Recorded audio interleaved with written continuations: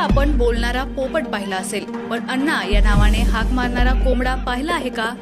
तो पाहायचा असेल तर चला मंडळी, दुष्काळी मान तालुक्यातील वळई गावातील तानाजी काळेल या शेतकऱ्याच्या घरी.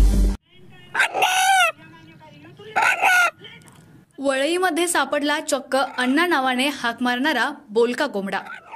बोलका कोंबडा बनलाय चर्चेचा विषय. अण्णा या नावाने हाक मारणारा चक्क असा एक कोंबडा आहे, यावर तुमचा नक्कीच विश्वास बसणार नाही. पण तानाजी काळेल यांच्या खुराड्यातील हा कोंबडा अण्णा या नावाने हाक मारतो आहे. त्यामुळे अण्णा या नावाने हाक मारणारा कोंबडा सध्या सातारा जिल्ह्यातील चर्चेचा विषय बनलाय.